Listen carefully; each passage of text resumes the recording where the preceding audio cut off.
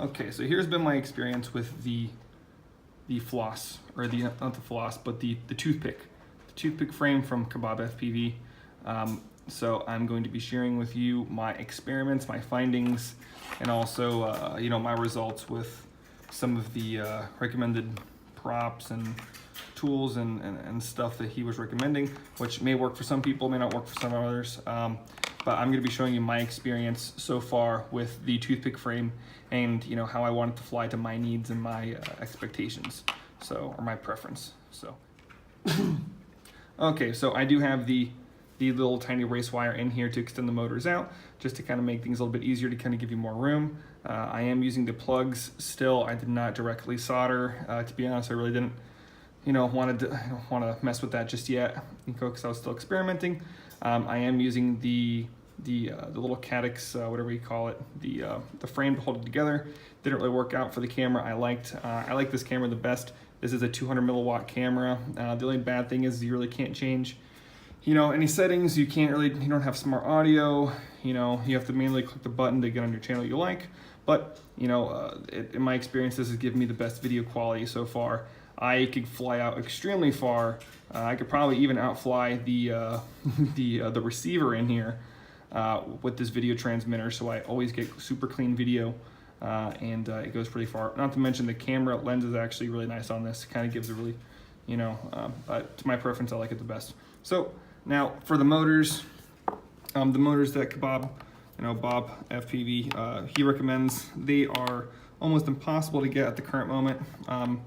So as of right now, I have these Racer Star 8000 kV 1103. They'll do the job for now.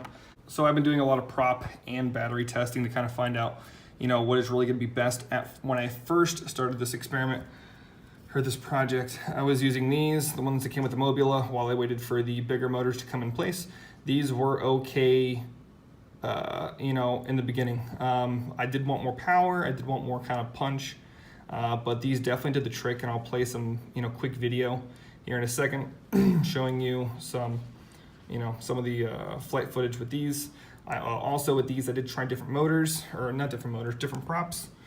So with these, I tried this, which I found it gave me extremely good control. The punch out was, the throttle response was pretty good. It didn't really give me a lot of top end speed, nor did it give me a lot of, kind of the characteristics I was looking for. But the first ones I tried were these. Now this is the one that Bob recommends on his. I did not like these at all, and I'll tell you why. Because these, they gave you lots of lift. They're extremely light, and it doesn't take a whole lot to spin these things. So this on these motors worked out pretty good, but on 1S it worked great. You didn't really get a lot of punch out, you didn't really get a lot of control, and the response and the throttle response was just horrible. I mean, I know dual blade props typically don't have a really fast response or ramp up time, compared to a 4-blade, which is to be expected. But I mean, when we're flying these things all the time, you kind of get used to that, that instantaneous, throttle punch. And I just wasn't getting that with these. So I tried these, and it worked a lot better. And then by the time I was having fun with these, which was okay, it was better than flying with that. Then my motors and my 1103s ended up coming in.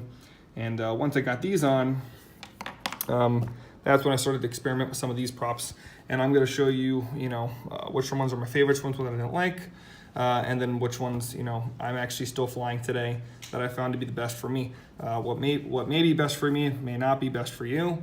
So keep that in mind, keep it with a grain of salt. I'm not, saying, oh, this is the best or that's the best or by any means. I'm just showing you what works best for me. So this is the AMAX 2.3, the whatever you call it, the Avan 2.3. This came on the original Baby Hawk, the one that probably no one flies anymore. So this is the 2.3. This fit pretty nicely, and this is probably my second favorite so far. It gives you, it's a nice combination of throttle response, control, and lift. It has a faster response time than these, and it definitely gives you, not as much control as the 4-blade, but it's definitely a happy, nice medium between the two, and this is my second favorite. I tried some of the 4-blade, and these were okay. They were extremely noisy. They didn't really give me a lot of punch out, and I didn't really care for these too much. These were just horrible, super bad. They're not like these.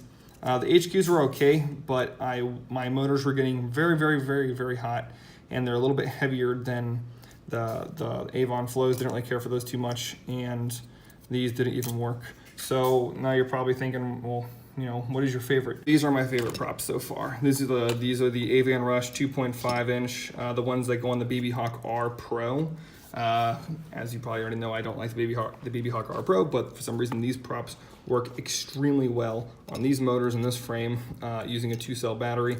Now, what's crazy is they have these little holes in the top for you to screw it into the motors to give it more secure fitting.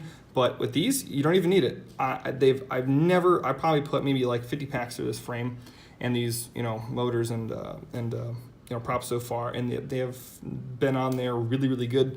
I have not had a single one fly off. Even in crashes, they still stay on there really good. So it's a nice tight squeeze that may not, maybe I just got lucky, or maybe that all of them are like that. I don't know, but I'm just showing you my experience. So now what I found to be best is these props with these batteries. Now these are the RDQ Race Day Quads, 300 milliamp hour, 2-cell, high volt.